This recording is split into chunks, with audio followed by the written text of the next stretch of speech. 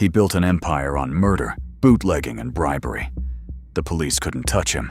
The FBI couldn't touch him. He was brought down by a piece of paper. Chicago, the 1920s. Al Capone ran the most powerful criminal organization in America. Bootlegging, gambling, extortion. Violence when violence was required. He was declared public enemy number one. Everyone in Chicago knew his name. The police knew his name. The politicians were in his pocket.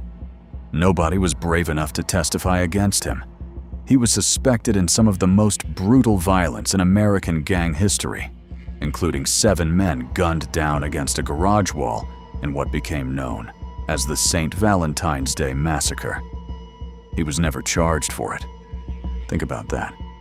Murder, bootlegging thousands of times over, bribery, extortion.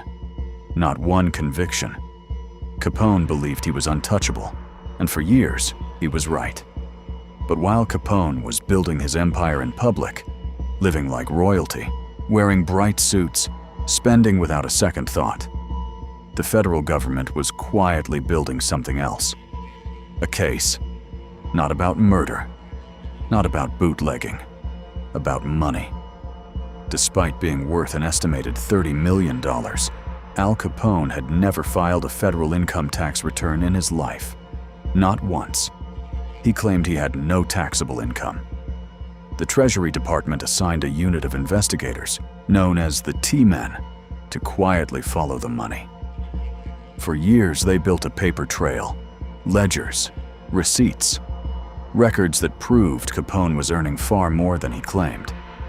Capone believed the government could not touch him. He reportedly boasted, "They can't collect legal taxes from illegal money." He was wrong. In the summer of 1931, he was indicted on 22 counts of federal income tax evasion. He tried to negotiate. He bragged to the press that he had struck a deal for just 2 years behind bars. The judge was not bound by any deal. The trial began in October 1931 in Chicago. Capone walked into that courtroom in a mustard-colored suit, smiling at the jury like a man who believed he had already won. He had not. On October 18, 1931, the jury returned. Guilty. On multiple counts of tax evasion. 1 week later, Capone was sentenced. 11 years in federal prison.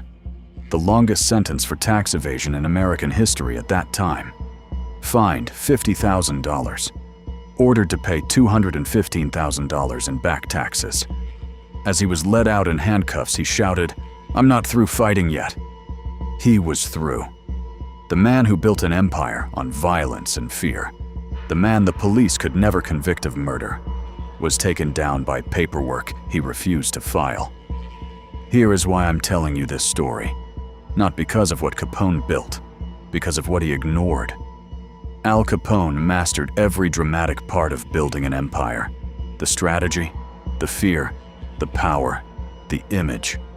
He ignored the boring part. The paperwork, the records, the unglamorous discipline of keeping your affairs in order. And it destroyed him faster than any rival gang ever could.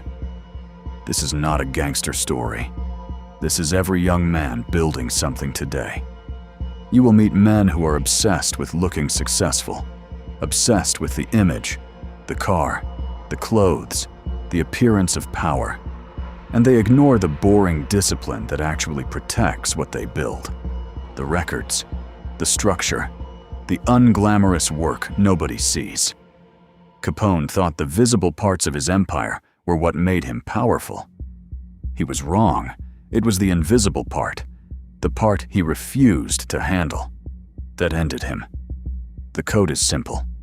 Master the boring part, the part with no glory, the part nobody claps for, because that is usually the part that decides whether everything you built survives.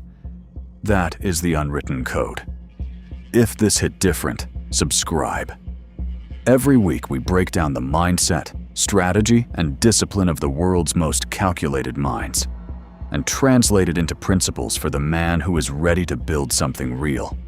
No fluff, no shortcuts, just code. Welcome to Unwritten Code.